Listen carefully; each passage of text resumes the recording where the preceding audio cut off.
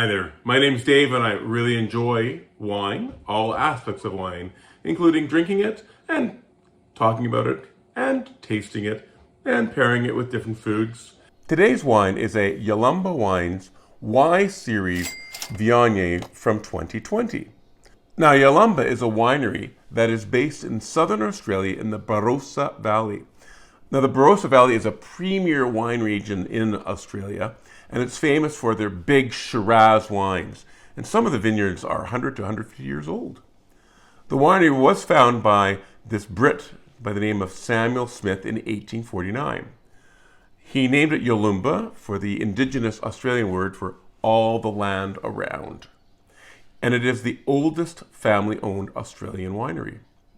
Viognier is often called the white wine grape for red wine drinkers.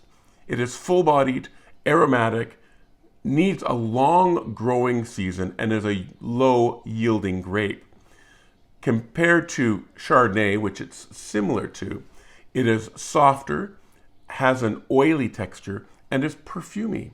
The origin of the word Viognier might come from the Roman pronunciation of the Via Gehenna, which means the road of the valley of hell, which might refer to how difficult it is to grow this grape.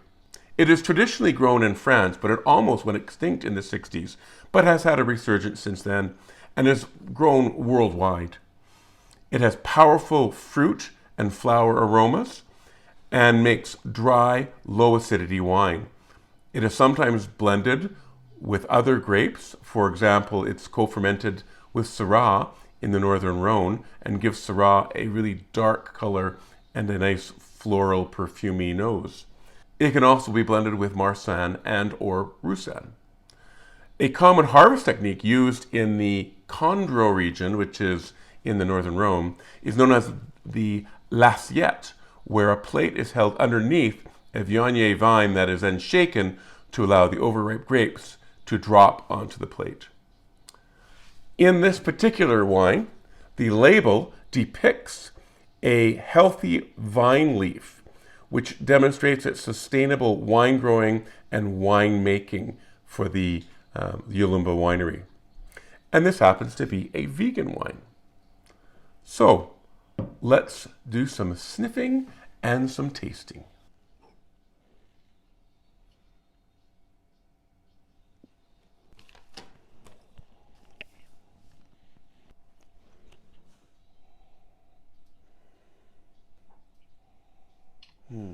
Appearance was clear, medium, a lemon or straw. On the nose, I said it was clean, medium plus intensity. I could smell that a mile away. I got flowers. I'm going to give up on trying to guess which flowers because I just don't know. But there's definitely something flowery about the nose. I got some stone fruits like peach and apricot.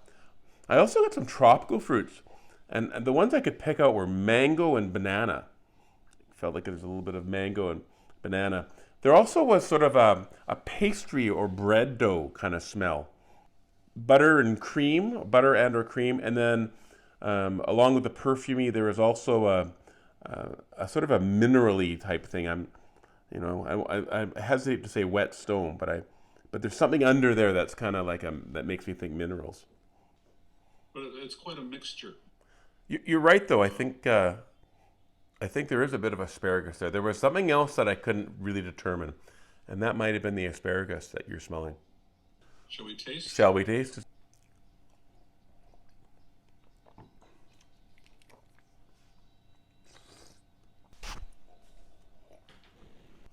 All right, so I thought it was dry. I thought almost medium minus acid, but not so low that it's flabby. Like they say sometimes Viognier doesn't have enough acid and it just like tastes flat. So maybe medium to medium minus acid because there was enough in there to make it taste good. I said high alcohol. It's 13 and a half, so it's right on the boundary between medium and high. I said full body. I mean, part of it is my experience with Viogniers. Viogniers, but it just tastes in your mouth. It's full. Like I don't know of a white wine that would have more weight to it in my mouth. So I said it was full bodied. I said medium plus intensity of flavors and medium to medium plus finish. I was sort of waffling between the two. I got flavors of like some citrus, some lemon, which I hadn't got before, and some honey. I got the peach again and apricot, the bread dough, and sort of a cream, sort of a cheesy, creamy, buttery flavor.